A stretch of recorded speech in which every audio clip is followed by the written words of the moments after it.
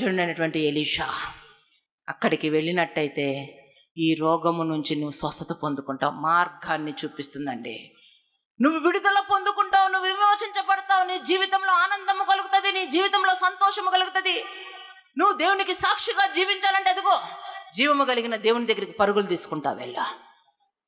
చూడండి ఆమె ఎంత విశ్వాసంతో చెప్పిందో కానీ వెంటనే నయమాను సిద్ధపడ్డాడు.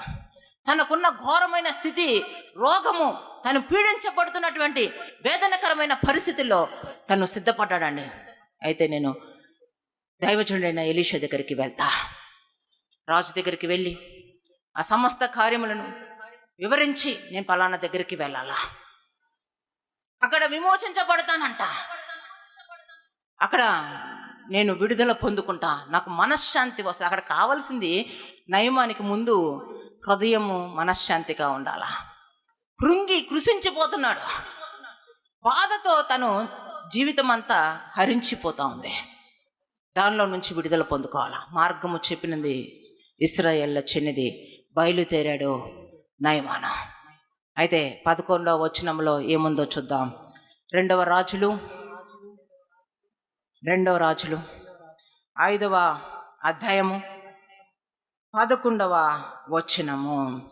అందుకు నయమాను కోపము తెచ్చుకొని తిరిగిపోయి ఇట్లనెను, అతడు నా యొద్దకు వచ్చి నిలిచి తన దేవుడైన యెహోవా నామమును బట్టి తన చేయి రోగమున్న స్థలము మీద ఆడిచి కుష్టు రోగమును మాన్పునని నేను అనుకొంటిని. ఏం తెచ్చుకున్నాడంట? కోపము తెచ్చుకొని.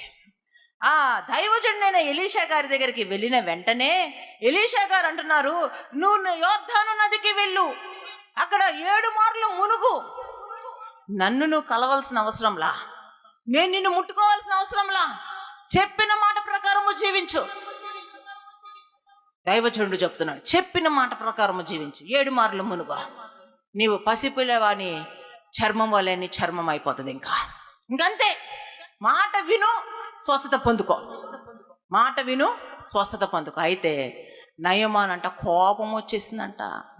ఆ దైవజనుని మీద కోపము తెచ్చుకొని ఎవరికి నష్టం? ఈరోజు చాలా మంది దైవజనులు ఆత్మావేశముతో మాట్లాడుతున్నప్పుడు కోపము తెచ్చుకొని గర్విష్ఠుల్లాగా మాట్లాడడం, దైవజనుల మీద తిరుగుబాటు చేయడం, ఇష్టానుసారమైన జీవితంతో జీవించడం ఎవరికి నష్టం? ఇష్టానుసారముగా దైవజనులని విమర్శిస్తూ బాధిస్తూ మాట్లాడితే ఎవరికి నష్టం? నీ కోపమే నీకు శత్రువు, దైవజనులకి ఏమీ కాదు. కోపము తెచ్చుకున్నాడంట. అసలు ఇతని రోగము కుష్ఠరోగం కాదు, ఇతని అసలు రోగం లోపల కోపిష్టి రోగం. లోపల కోపిష్టి దెయ్యం ఉంది, ప్రతిదానికి కోపం. ఎందుకు దేవుడు ఈ మాట మీకు సెలవిస్తున్నాడో తెలుసా? ఇక్కడ కూర్చున్న మనుషుల్లో ఎక్కువ కోపిష్టితనమే.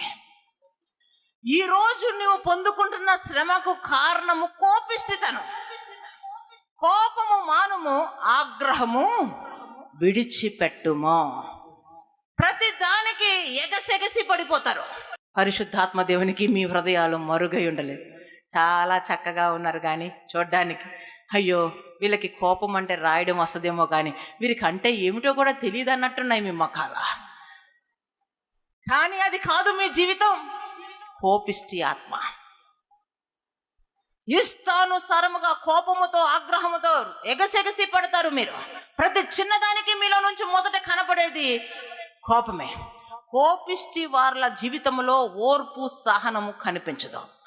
కానీ కుటుంబాలు కట్టబడాలన్నా, భార్య భర్తల మధ్య ప్రేమ అనురాగాలు ఉండాలన్నా, సమాధానం ఉండాలన్నా ఆ ఇంటిలో ఉండవలసింది ఓర్పు సహనము తగ్గింపు జీవితాలు. దీని ద్వారానే ఒక కుటుంబం కట్టబడుతుంది.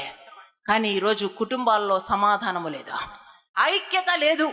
భార్య భర్తల మధ్య భయంకరమైనటువంటి రీతిగా అసమాధానం. దానికి కారణము కోపిష్టి ఆత్మ.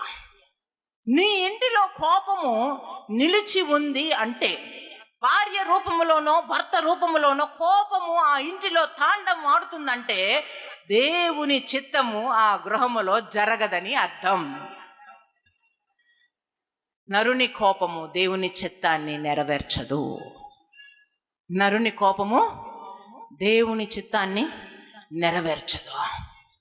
బహు జాగ్రత్త ఈ విషయంలో. కోపము మానుము, ఆగ్రహము విడిచిపెట్టుము. నరుని కోపము దేవుని చిత్తాన్ని నెరవేర్చదా.